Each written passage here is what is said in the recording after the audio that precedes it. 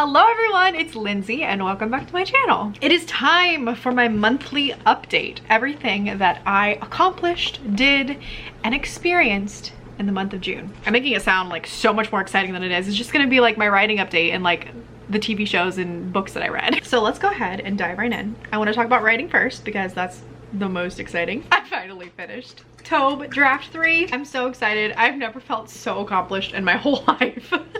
This draft, you guys, oh my gosh, I've been working on this draft alone for like 3 months, but I have been working on the book nonstop, quite literally nonstop, like pretty much no off days except the days where I'm sick, since November. So I'm just so relieved, and I was so happy when I turned it in last week that like I literally triggered a migraine because I had such intense happy emotions that my body was like anyways, I'm better now, and my book has been turned in to Tiffany, my editor, and Samantha, my agent, and one of my critique partners, and I'm just waiting on feedback now. I went so long without off days that like once my migraine was over and I was feeling better and I was like back to the land of the living and I had nothing to do, I was just like, what do I do with my time? Like what did I do before I wrote books? I'm so happy that she's turned in. I have no idea what anyone thinks about her yet. I haven't had any feedback, so hopefully TOB isn't awful.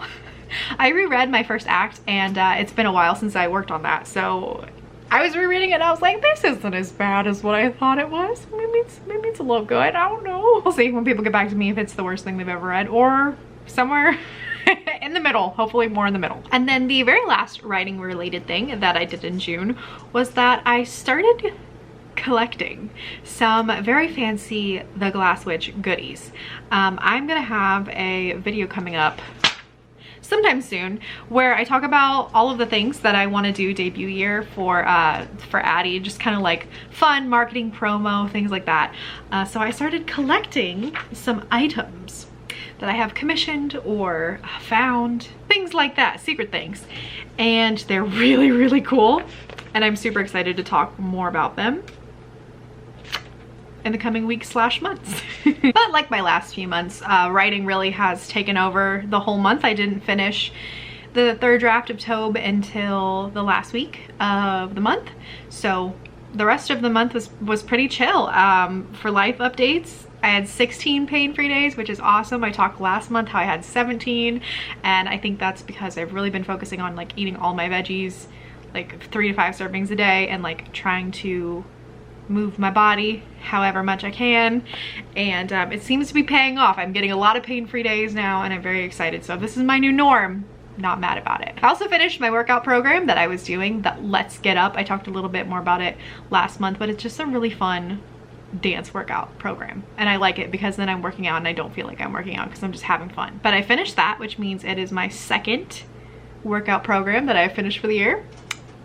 I'm very proud of myself. And other than that, I've just been reading or watching TV shows. One thing I watched that I think everyone watched was Stranger Things season 4.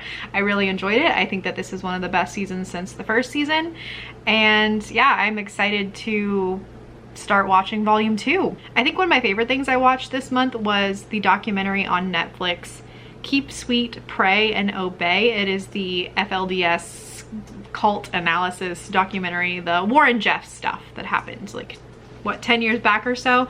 As everyone is, I find cults very, very fascinating, and the whole Warren Jeffs thing is something that I remember happening as a child, because I was like 14 I think when the raid happened, and like a lot of his wives were 14, and so I was just like, oh my gosh. Yeah, it was a very, very well done documentary. I liked it a lot.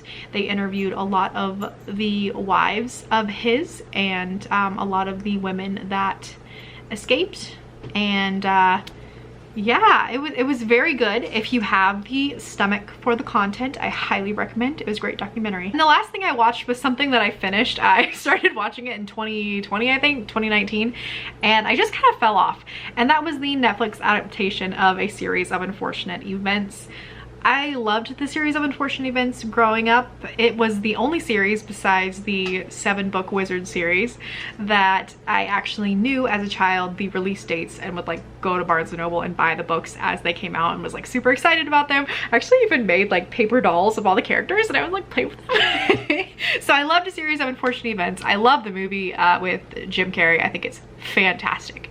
And I just never finished the Netflix one. Wasn't my favorite, but I got back into Lemony Snicket, which is what I'm going to talk about next. And I just wanted more content, so I was like, oh, I never finished the TV show, I should just finish it. So I went back and finished it. I'm glad I did. I think that I quit watching, let's see, when the Baudelaires got to like the Heimlich Hospital, so that was like what, book 8, I think, out of 13. I think that the pacing gets a lot better in the later episodes, so I actually really enjoyed it and I'm glad I finished it. It also answers a lot of questions that the book series left you in the dark about, and so I feel very satisfied like 20 years later. But yes, speaking of falling back in love with Lemony Snicket, one of my wonderful friends, Moon Petrie, she left a comment in my last update talking about reading the Lemony Snicket's newest release, and I was like, what do you mean? I did not know he was still publishing books. And Lemony Snicket is a pseudonym for Daniel Handler, I think is his name, but he writes under Lemony Snicket, and Lemony Snicket at this point is like a character himself that writes books. So I fell down a rabbit hole very quickly of all of the books that I did not know existed in the Lemony Snicket universe, and I read them all like within 3 days. So that's all I did after I finished my book, was just read Lemony Snicket. So he's got 2 or 3 picture books, which I got from the library and just listened to on audio, which I know that sounds silly, like why would you listen to picture books on audio?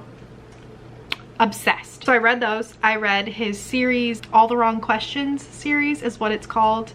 It follows Lemony Snicket when he was a boy. He was like 13 and he was solving some mysteries and murders and such while he was in the secret organization. And then I read, I think one of his, Lemony Snicket wrote an adult philosophy book. I don't even know what age category that fell under. It felt like adult to me, but you know, it was just him literally pondering. It was very like Thoreau, Walden, staring off into nature, and like it was as if he wrote down every thought that just came into his mind. That was the kind of book this was, and I'm such a Lemony Snicket hoe at this point in my life. I'm not even, like, I'm not mad about it. And lastly, the only other thing really to talk about this month is my favorite book that I read, and that is Book Lovers by Emily Henry. Everyone's talking about this, I know, but for good reason. She's massively talented, and this book is really, really good. This is an adult romance that follows a woman who is an agent and a man who is an editor, and they don't really care for each other, but they are falling in love. And it's kind of got this cool premise of it plays on romance tropes, and it's all about writing, it's all about books, so it's kind of cool that it's so self-aware that it talks about romance tropes. And the main character is the woman who is always left when the man finds his true love. So I always kind of, I interpreted this as she's the Meredith from Parent Trap, and it's her love story after she is broken up with by, what's his name? Daddy Dennis Quaid. How did I forget that? Daddy Dennis Quaid. Once she's broken up with by Daddy, she goes off and finds a new one. I loved it. I thought it was fantastic. Emily Henry's voice is just like next level. She's like everything that I aspire to be. I really want to like pick her brain and know what her first drafts look like, because I'm just like, are you that witty up front? Like, are you that good? Like, she must be. The banter is 100% the best I've ever read. It made me cry, but it made me so happy. It's like got just the right amount of steam, and I just wanted to instantly reread it the moment I finished it. So this is definitely going on my favorite of the year, for sure. Anyways, you guys, this was a really short video, but that's all I really have to talk about. Nothing happened but me finishing my book. So hopefully next month I have more exciting things that happened. But you know what? I'm okay with a very boring, chill life too. So maybe not. In the comments down below, make sure you let me know your biggest accomplishment in the month of June. I don't care if it was just like getting out of bed and brushing your teeth every day.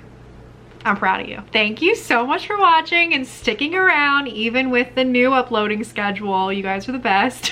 Don't forget to like and subscribe, and I will see you in the next one. Bye.